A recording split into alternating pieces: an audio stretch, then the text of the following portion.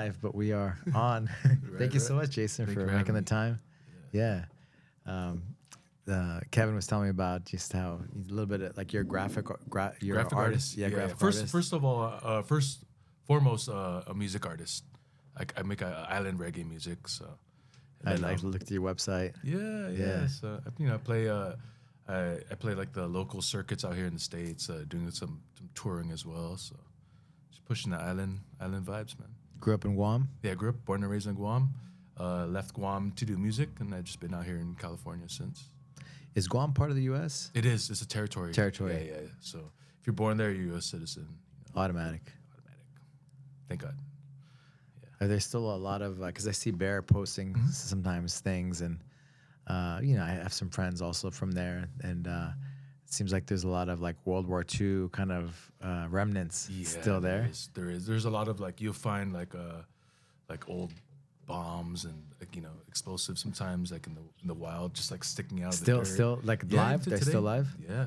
So they just have to call. They have specialists come in and take those out. There's even like old tanks like in the hiking trails and stuff like that. But Guam is like, for how small the island is, there's been so much war and dealing with like the different people have come by and conquered, and have essentially tried to wipe out the culture and replace it with theirs, So Guam is a very diverse mixture. Spanish first? Yeah, Spanish, Japanese, and then U.S. So there's a lot of blends, So food, the food, people always ask me how the food is, and it's kind of like, if I could say, Asia meets kind of like Latino, Latin vibes, So it's like Asian Latino. It's a cool blend, yeah.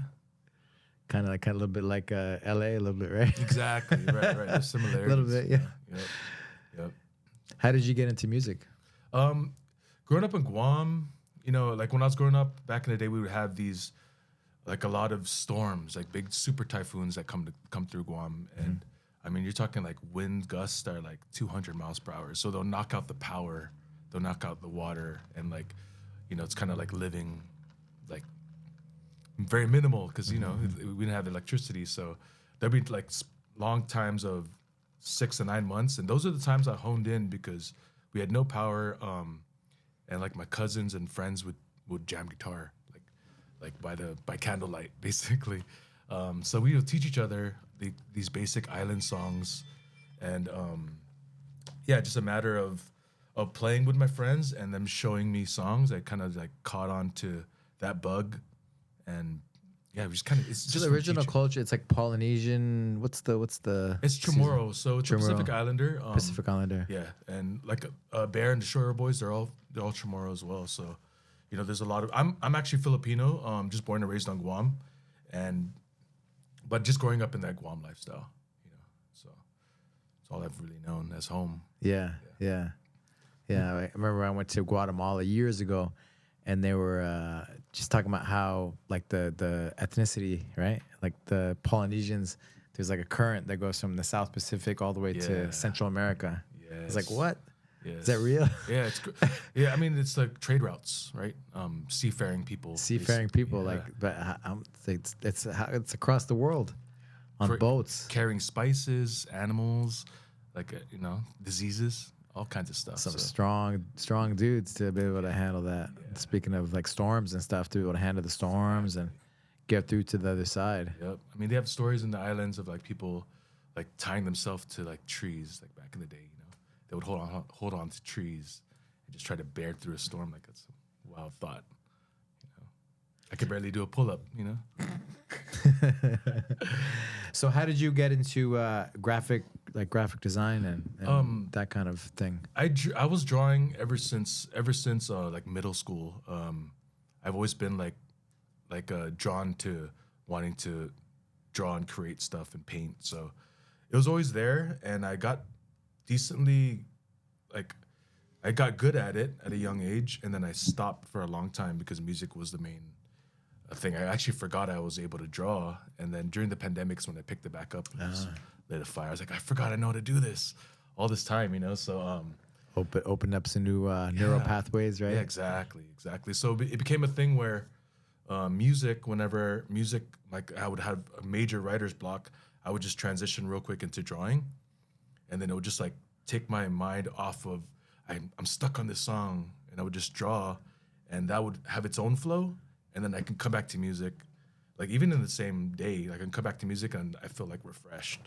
So it's like I wouldn't be so focused on getting stuck and just start shifting the direction towards art and drawing, and then it would just open up another neural pathway. Yeah, it's crazy how the brain works and how everything works. Because especially when you zoom in so much on like whether it's music or art, anything you do, you zoom in so much, sometimes it's hard to like pull back, you know? Like you get caught up in how much magnification you can get in there, see all the details. So.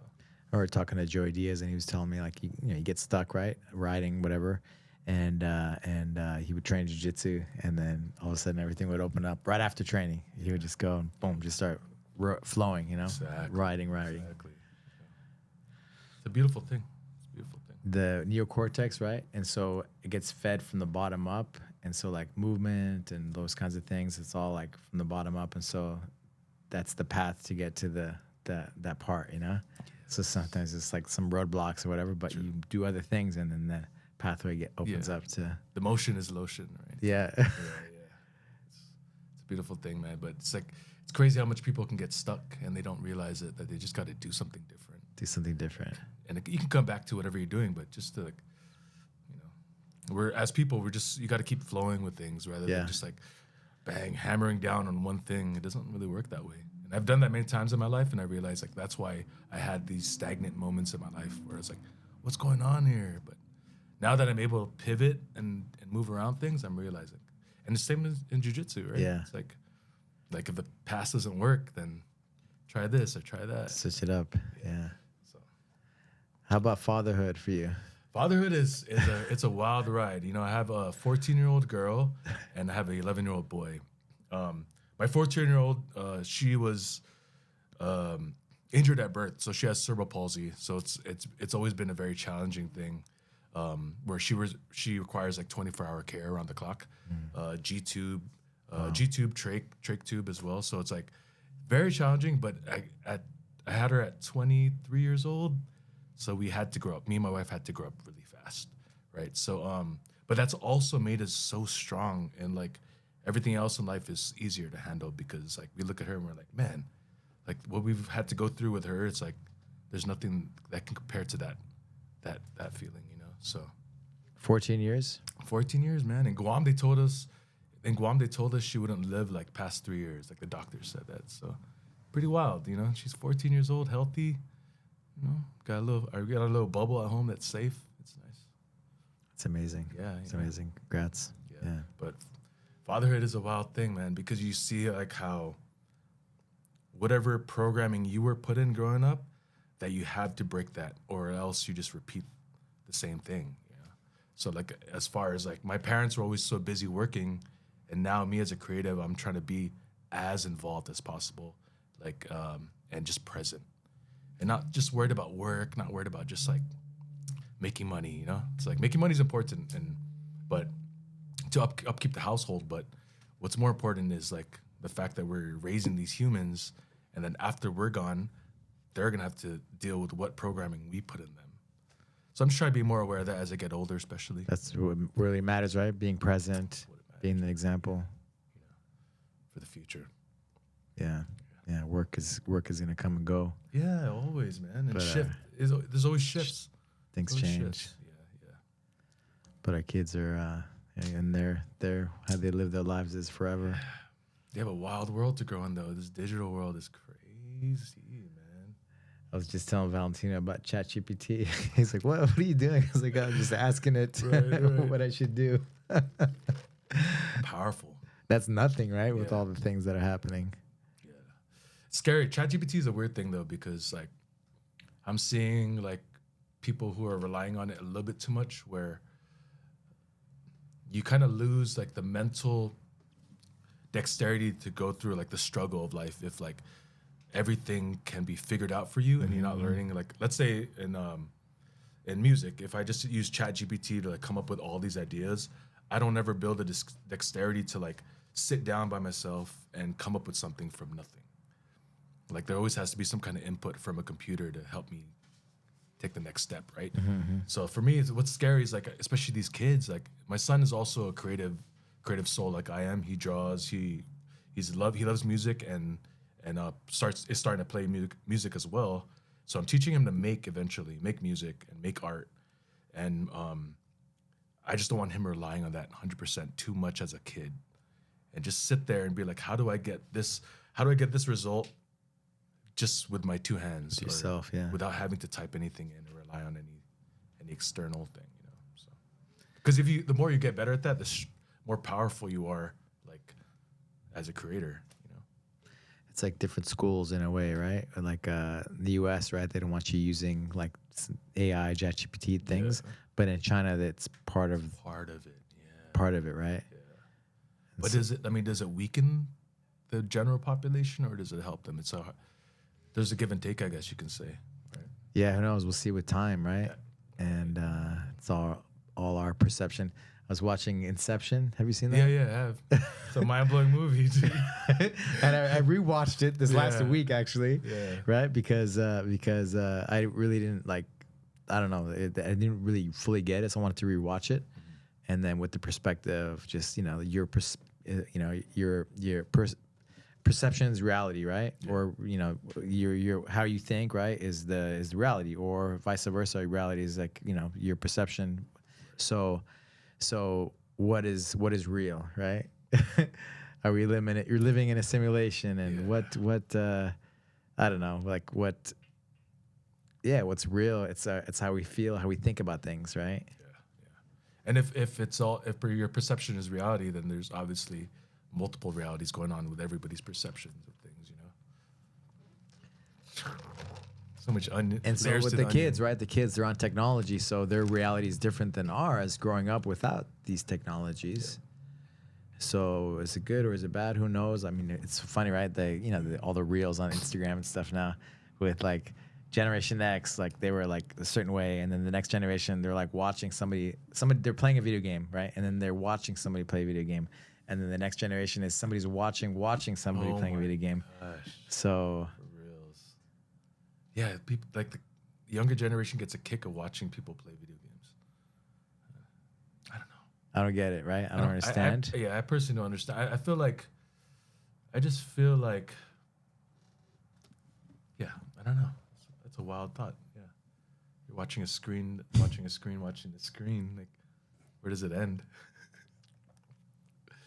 Yeah. Somebody's watching you, watching.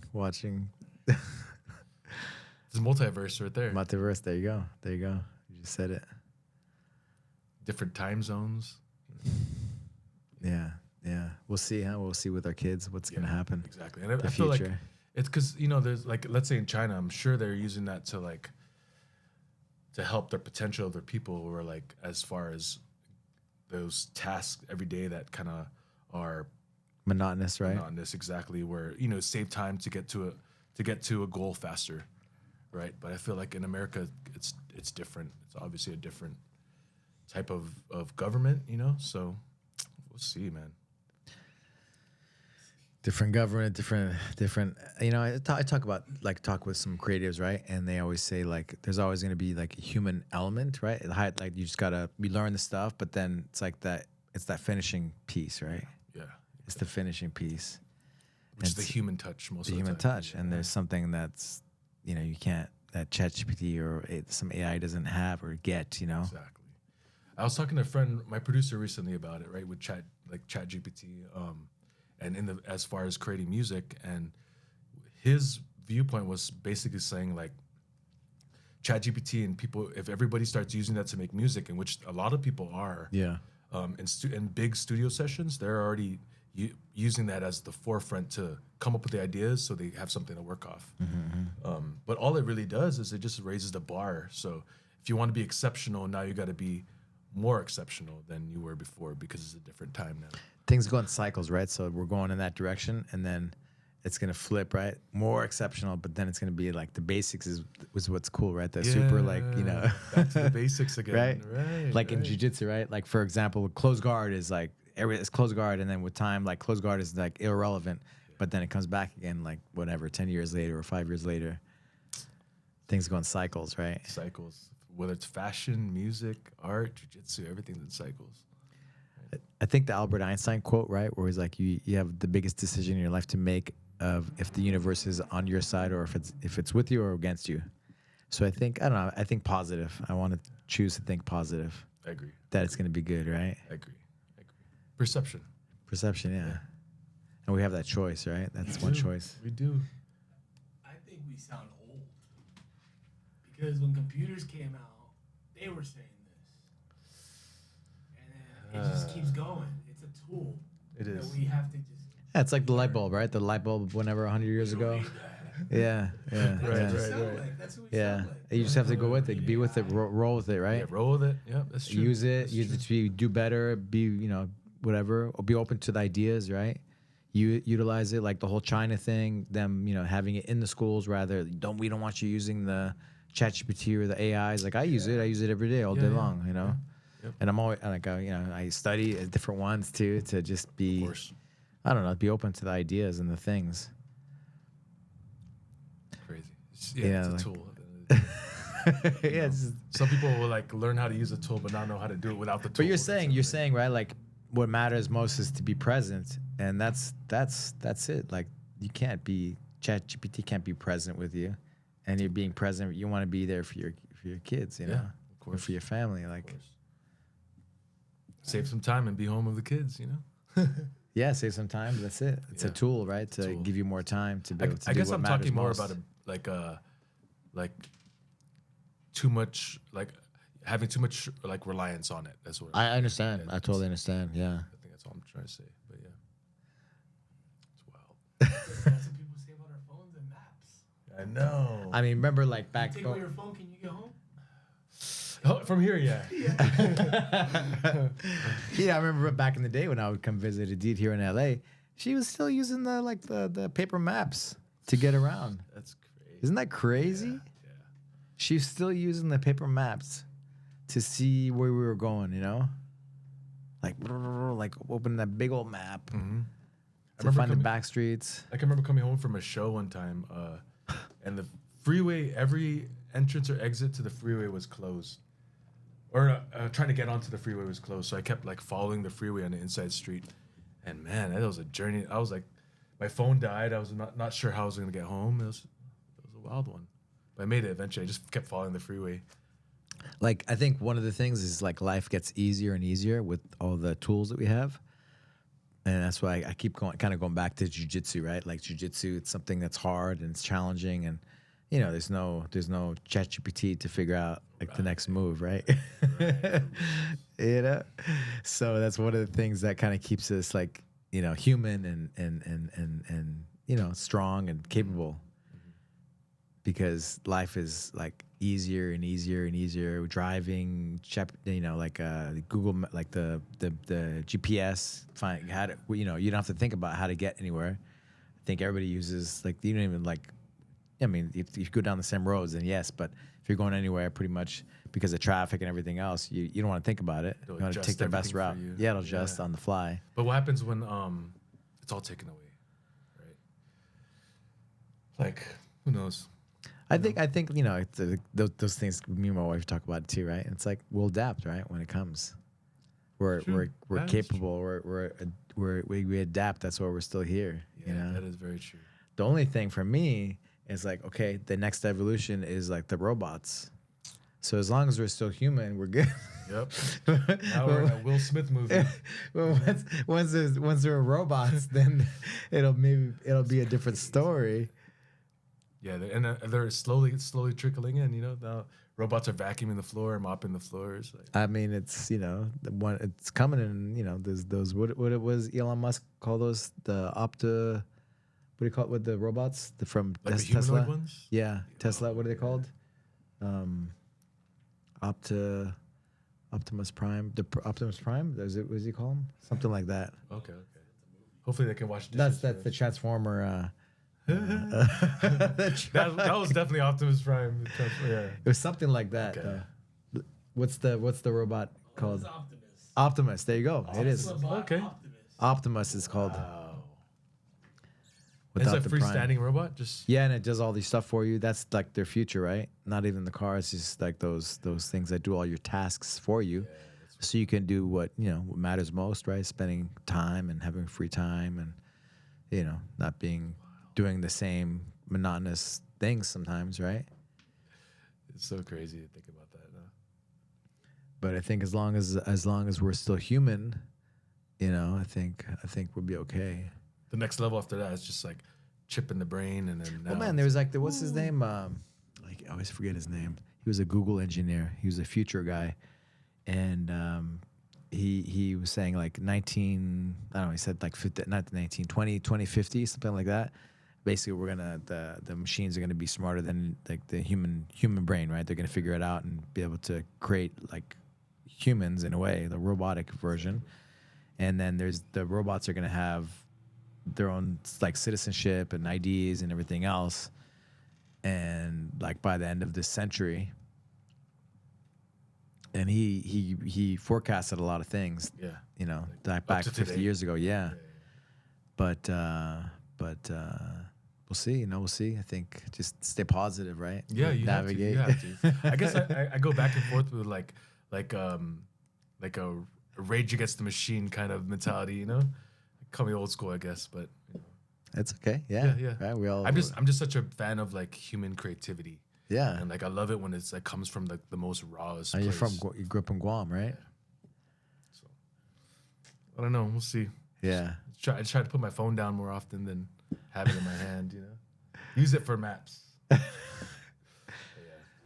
ever look at the time of how many hours you've been on the phone? I have. Unfortunately. Yeah. It's not a good thing. For me, it's just like I mean, it's not fair because we use our phone for everything, right? Yeah. If it's like music, we're listening to music, we're doing whatever where we use our phone. It's true. So it's hard to say, but I think you can look at like what apps you're using, right? Yeah. They'll break down. But even at that, I mean, for me, like doom scrolling, I want to say like 60% of the time it's like beneficial. Or I'm looking at art stuff. I'm looking at like I've been looking at pottery stuff because I want to start making pottery. Nice. So there's a lot of like times where I'm just doom scrolling. I'm like, okay, but at the same time, I'm also like absorbing some kind of information. Not watching kids play video games. Let's talk about jiu-jitsu. Yeah. Tell me about jiu-jitsu, your family, you being here. I see you, see you on, mat, Yeah. So, Jiu-Jitsu. So, growing up in Guam, I had a lot of friends back in the day who were already training, and they're like, Jay, come roll. And I was like, let me just play guitar, Like, I wasn't really into, like, the super physical side of it. I was just kind of a chill person. So then during the pandemic, my son was in homeschool. We were about to put him back in to regular school, and I was like, I want this kid to have some grit, some extra grit, just to be able to handle the real world out there. So I took him to the gym, and I figured how scared he would be because I asked him, and he was so afraid to do it. And I said, damn, I'll join too then. If you're scared, I'll join with you. We'll do this together because I'm scared as well, Like, and all my friends from back in Guam, now they're all black belts, like longtime black belts already. So it's like, it's something that I probably should have done. man, jiu-jitsu's been in Guam for a long time. I was fought in Guam, MMA, back in the day, back in the early days. What It was like X something. PXC? PXC. Oh, wow. Like, Bear was trying to get me on on a card because he was helping out matchmaking or whatever, supporting. Yeah. That's cool. Everybody knows each other, I'm sure. It's so small. It's so small. Yeah, freaking PXC, man. They don't do it anymore. Now all the Guam fighters are leaving. Yeah. Leaving to come out here and compete out here. So, Yeah. but yeah, it's like jiu-jitsu is so tied in. Like every time I go back to Guam now, I have to bring a gi so that I can get sweat in because I'm eating so much. When I go back home, it's a lot of eating. So the damage control is just, if I train every day, then I'll be good. Yeah. But yeah, we come out here, and eventually I get into it with my son, and we've been rolling for about almost 3 years now, going on 3 years, and he's way more talented than I could ever be in jiu-jitsu. But watching him transform from like this kind of slightly timid kid to now where like he walks into a room and like his chest is out and he's confident. It's a beautiful thing. And I even see it with myself, like doing jiu-jitsu, you can't help but walk into a room and just see like look at a person and be like, I think I could take that person, but you don't really know, right? But it's like you kind of like test yourself, whether or not you say it out loud or what. But just that internal dialogue, there's like a switch that happens in like learning jiu-jitsu. It's beautiful. I've lost 60 pounds. 60 pounds? Yeah. Wow. Going on 60 pounds. So wow. And over the 3-year span, the last 6 months, I want to say is a lot more. I didn't been doing fasting before I trained, so I train in a fasted state. Yeah, I feel sharper. I absorb things better. More gas tank, and yeah, it's like my son is like, he's competed at least, I want to say like 15 times already, and did good. And like just to see a transformation. I'm the parent now at the gym. Like if I see a parent who doesn't train, I'm like, hey, you should try. You should try it out. Like, because it's a real transformation, man. It's amazing. I should have did this way earlier in life.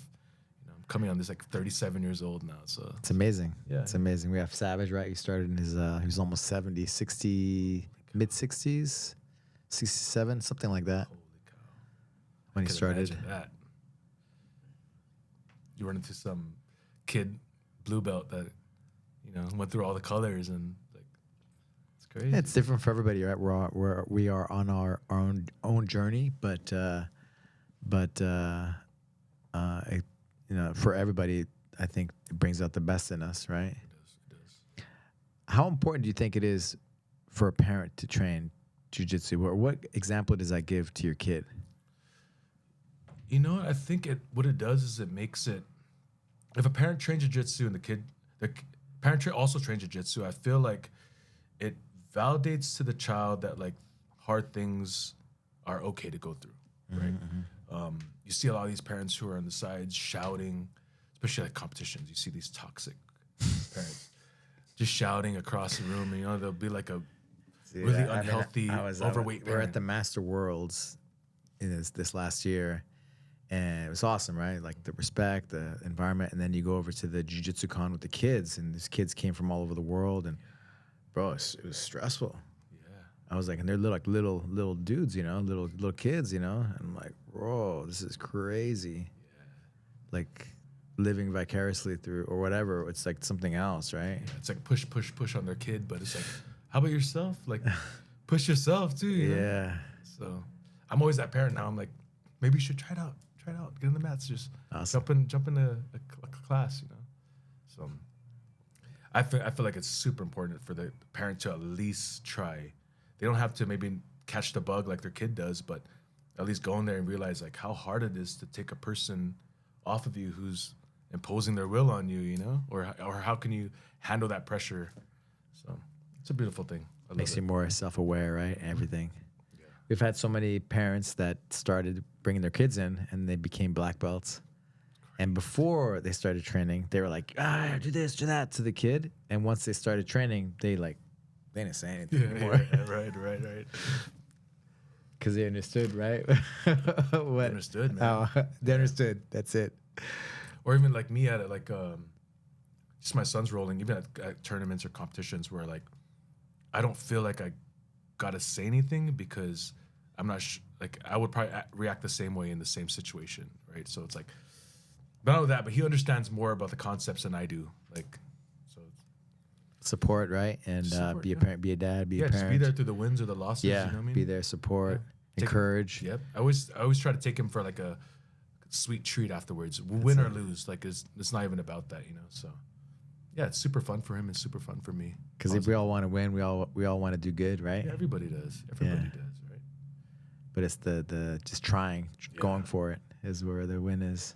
One of the coolest things that I've realized is like, for me personally, like whether it's just small matches in the gym, like for me, losing's not a bad thing because my whole life as a creative, there's been so many no's that, and I'm always waiting for that one yes or two yeses to like help me get to the next level. But like in jiu-jitsu, you get shut down left and right, So it's like I'm super okay with like getting tapped or losing. It's not a big issue. It's like crazy, man. How many losses? How many times you fail? Like it's just in one roll. How many times you actually fail, but you get that one, Yeah. that one Dopamine. submission, that one, right? Right, For right. all those failed tries to get that, and you get the one, and that's all you need, right? That's all you need. That's all you need. It's crazy. Yeah, we're so addicted to it though. I feel like me and my son, like we're both at the level now where it's like we both agree like this is what we're gonna be doing for the rest of our life. Like we're not gonna fall off jiu-jitsu, and like jiu-jitsu is gonna be a mandatory thing for both of us. Just as a base level. We don't have to compete all the time or do all that kind of stuff, but just Lifestyle. to get movement, you know, lifestyle and get better at that. So but yeah, like I always tell my son now, That makes me so happy that you say that, because Yeah. I think like that's what it's about. yeah, it is. And you know, like now I can tell my son like when he's with his mom and they're let's say getting groceries out and I'm not coming, if I'm not going with them, I'll be like, protect your mom, like watch her back, you know. And like the older he gets, I'm like, dang, he can actually do that. Yeah, that's it. But I am waiting for the day where he and I will have to go at it, and we're close to the same size. It's over. Yeah, it's over. It's already over. Forget It's it. over. I'm gonna be all beat up already. It's crazy. Forget it. I know. How's it rolling your children? Because Well, my son, I still got the weight, and I have, of course, the knowledge and Of course, experience, of you know.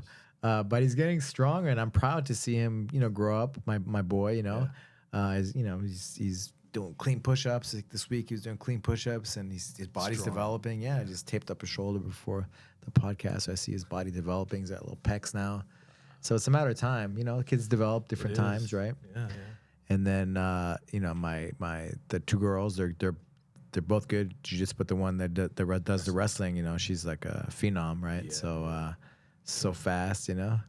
And I still have the weight and some of the knowledge, but forget it, you know. She's already she's The training like physicality's already coming up. Well, Yeah. she's, you know, she's 110 pounds, you know, Right. whatever. But you know, as far as her technique and her development, you know, like her athletic development. I mean, she's been on the mat since they were like 3-4 years old. Like, forget it, you know.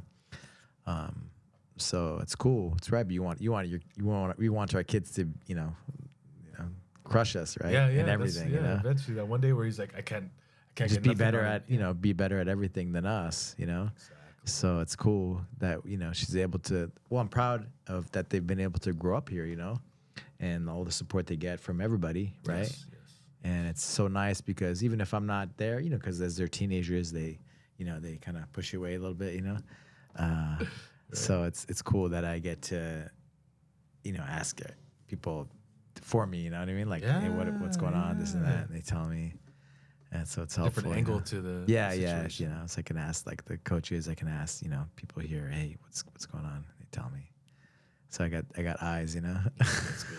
That's good. That's a great thing. Man. But I'm grateful that, you know, they've grown up and they have the, speaking of community, and I'm sure it's like very, you know, like, you know, I didn't grow up in Guam, but like, you know, like a community, because we all like, we're in, you know, LA, right? 10 million people or whatever, how many, or the county, but everybody's like disconnected to being on their phones, right? But here we're like, you know, we're connected. We're, you know, we're one in a way, you know. Amen. Amen. Hive mind. What's Yeah, man, it's crazy. we are our own people, but you know, we're sharing like reality together. We're sharing like, you know, making fun of each other, you know, giving each other a hard time, being real, you know, being ourselves. Exactly. It's been a minute, but I always talk about that book by Sebastian Junger. It's called Tribe. He wrote like in Vietnam War. He wrote all these. Started like writing books on these guys that had like PTSD, like in like these Green Berets actually. And this one of his later books, you know, it's called Tribe. And he's like, hey, we need 3 things to be good. Be ourselves, right? But that's how a lot of people get sick, because they're not being authentic. They're not being themselves, you know. Be good at something, and if you know, you better get good, man. I don't care how, if somebody is crazy, unathletic, they're overweight, they're gonna lose weight, they're gonna get better, you know. And everybody has their own, you know. Maybe you're the best on the map, but maybe you're not. You need help with something else. It's a community, right? Yeah. And we all help each other up, be the best version of ourselves, right? Correct. Everybody but definitely is better at something than other people, right? We're our own. You have your special unique- skill that right? and So the you- weaknesses you have, someone else in the tribe can. Exactly. help you So get that, better. you know, you're gonna. I'm just talking about the jiu-jitsu, right? Everybody's gonna help you become better, and then the last thing is to be connected, right? like love, like connection, right? Yeah. Human connection. Yeah. And that's all we need. Before the robots come in. Trying to connect with robots now. It's all Bluetooth. Disconnect. Disconnect. Yep. Crazy. It's a crazy life. Amazing crazy. Yeah, man. You know, I'm excited, man. Just be real. Like as long as I can keep doing jiu-jitsu and do these things, and you know, I remember during the pandemic, I was like, you know what, man, I love this so much. Like, if I have to get a 9-to-5 job, I'm gonna come here after work and keep doing what I'm doing. If you know we need to have a day class, I'll give the keys to somebody to open up and teach a class. We'll figure it out. We'll keep going. You know, no matter what. No matter what.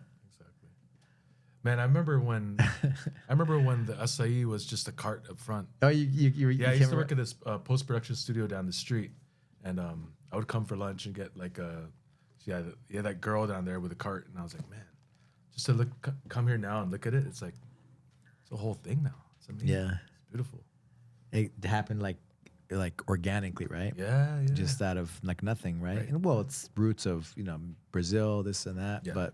You know, it all starts with an idea, a small idea, right? Yeah, you know, when I used to live in New Mexico, right? And so she did like for tournaments and events, she would make acai. You know, she was in fashion and then, but she's always had like a huge passion for like health and community, those kinds of things. Like, well, good, delicious food, but healthy food.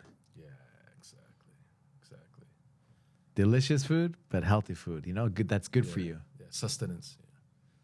At a good price, right? Right. She works hard to do that. You know, it's like all these crazy tariffs and all these different things happening. You know, it's like hard to navigate, right? It is. I can imagine. So do our best. But anyway, yeah. So she created. We made a cart, put it out. Well, first it was in our lobby, and then she's like, "Let me push it outside," and we pushed it outside. And then somebody made a Yelp account or Yelp whatever they did, and then people started finding the cart, you know, and then we had like a line. I've been in those lines. Yeah. Yeah, remember that? Like it's crazy. It was like she put a little speaker, she put a little sign, you know, and it was a thing. Lunch break people. Yeah, it was so cool though. Like it was like organic, right? And then you know the health. We didn't have like you have to have a sink and different things, right? And then but I think the daughter of one of them was coming here, so they let it like slide for a bit, you know. But then, the people were probably complaining, right? Eventually, yeah. And so then we had it was perfect timing. We ended up, finding the spot next door and creating the cafe. Beautiful. And continuation of what we do here, right? Exactly. Just building off of it. Yeah. Building off of it. But it's robust. You know, the business over here, I see it. It's like it's coming from different angles. It's beautiful, man. It's obviously years and years of growing that. But you know, the Fokai? Yeah, Fokai. Fokai, it's from Guam, right? Mm-hmm. And I remember seeing, what is, how do you... This is half a day, so it's kind of like the general saying for Guam, like the aloha, you know. The aloha. Yeah. What does it mean, like literally? Half a day, it's just a greeting. It's the main greeting. Like Pura Vida in Costa Rica? Yeah, like half a day, how are you doing? Or, it's like, you can use it in so many ways, but it's the main greeting. Yeah. So, Guam stuff, man. It's cool. How often are you able to go back? It's so expensive. I was just explaining Really? Damn. to Kev how expensive it is. I'd like to go, man, one of these days. I was trying to. Yeah, so there's only one airlines that goes to Guam, and you only have two routes options. You have through Hawaii or through Japan. Japan is obviously passing Guam and then coming back east. So you fly all the way west. So it's like 2 tickets, basically. That price comes in one fee, but you have a layover either one of those locations, but it's like $2,200 for a round trip for economy. Wow. So a lot of times I go home. It's more expensive than like Tahiti and stuff. Yeah, it's crazy. These baller vacation places. I mean, and it's just like they say Guam is like an older Hawaii, like back in the day. It's a little bit more slower pace, and it's only one airlines that does the flight, but there's also a huge military base on Guam, U.S. military base, and I've heard from a friend that it's something to do with all the flights that the government gets from the military coming in. So they keep the prices up high because of the constant flights from the U.S. military personnel. People coming in. Yeah. So it's hard for locals though. You know, I wait to get flown back for a show to play music, and then we book the family's tickets after that. But at least my ticket's taken care of. Damn. So Hawaiian Airlines? Just a United only. United. Yeah. Oh, okay. United. Yeah. It's weird. It's a little control there going on. Only one airlines. But they have all these other flights to everywhere else in the world, but just the one getting to the United States is like, it's crazy. So yeah, about 2,200 to get home. So it's adds up if you want to go home. Yeah. I just got back 2 weeks ago from Guam. Uh-huh. Yeah, I played a wedding. Oh, 2 weeks ago. Yeah, I played for a friend's wedding, and it was 5 days. Imagine spending that much money for 5 days. You know? If I could, I would have stayed there for a month for that price. So. Well, how long have you been here at Legacy? 3 years? You said. My son trains here at Legacy. Yeah. No, but how many years? About two. Going for my son, about a year and a half. Okay. So we both started at Subconscious down in North Hollywood. Okay. Yeah, and then we needed more of a competition kids environment for him, and Legacy was a great fit. You know, some of his best friends are here now. Nice. So Nice. it's beautiful, man.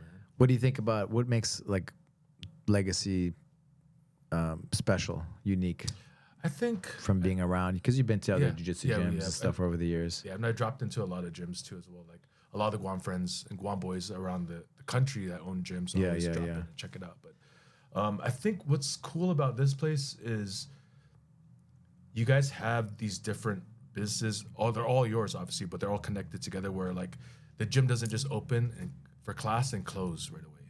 You know, it's not like the other gyms where like the lights turn off and everything After class, yeah. Like there's still like a thriving community that's just kind of bubbling underneath it the whole day. You know, which I really like that. 5:30 a.m. till pretty much 10 p.m. at night. Yeah, Kevin is here, kind of in and out most of it.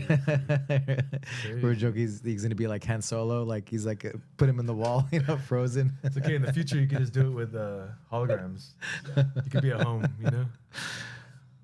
Yeah, but yeah, that's a unique thing about it, and I noticed it's a really cool business model that you guys have here, where like even as me as a parent, like I don't have like I would sit down in the kids class, but like let's say I have work to do, I can go next door and just like bang out some stuff on the iPad. Get in the zone. Get in the zone. Yeah. So it's cool, or get some stretching done at Revive. So it's awesome, man. Got the hyperbaric chamber now. Yeah, I saw that. I'd yet to try one of those out.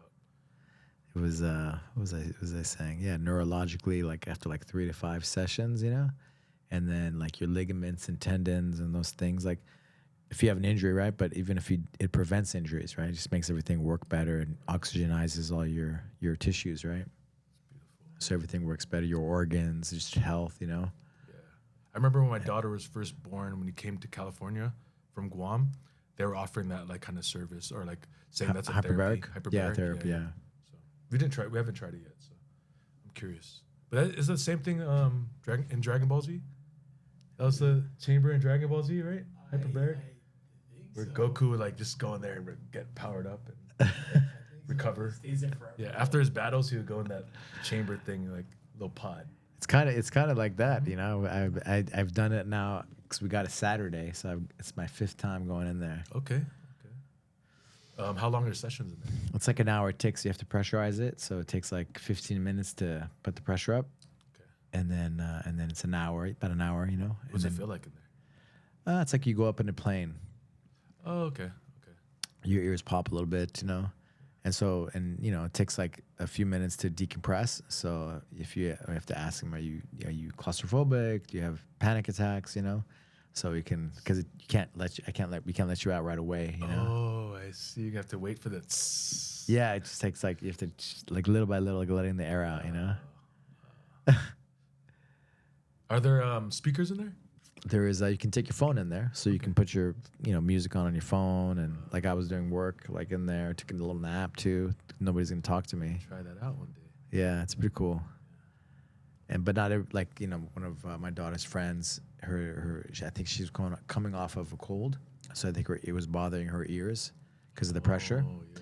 So not everybody can take it, but like luckily for me and my daughter it was good, and yeah, some of her friends already too. So Sick. Give that a try. but you know, before back in the day, it was like you're going in a submarine, you have to lay down, you kind of, you know, it's kind of, you can't go on, there's no phone, right, because of the oxygen and stuff, you know, the way it used to be designed.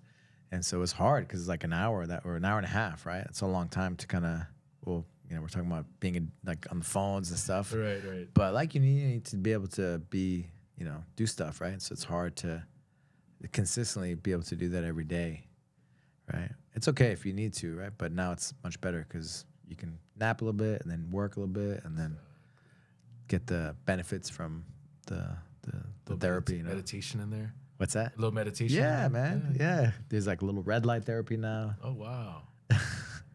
Missing a foot massager. I took my shoes off today. Right. So yeah, man. Yeah. Well, thank you, bro. Thank you for being a part Yeah, of course. the family. Yeah. And is there something that I don't know you'd like to let everybody know about? You know, just like let the world know, as Kevin says. Yeah, I mean, if you're a parent and your kid trains jiu-jitsu, you should probably just give it a try. You know, That's cool. Yeah, you should definitely give it a try. That's powerful. Like, I'm sure as a parent, you'll see like the change in your kid, and there's a possibility for change in yourself. So, you know, like there's a lot of, it helps with dealing with life's obstacles, I feel like, and gives you a little more grit to handle all that stuff. So if your kid trains, you should train too. Awesome. Yeah. Awesome. Thank you, brother. How can people find out about you and your work? Yeah, I have music on all the streaming platforms under Jason and the letter J with a period. Yeah, so I have all my music up on all the streaming platforms and stuff like that. And then I sell my art only at my live shows. So Okay. you have to come and watch me play live, and then you can buy my art after that. Yeah. So When's your next show? I play tomorrow, actually. Tomorrow? Yeah, tomorrow night I play in San Diego at the Belly Up in San Diego. There's a reggae show going on over there tomorrow night. So, yeah. Awesome. Little by little, man. Day by day. That's it. That's it. Thank you for having me. Thank sir. you, brother. Thank you. Appreciate you. Thank you.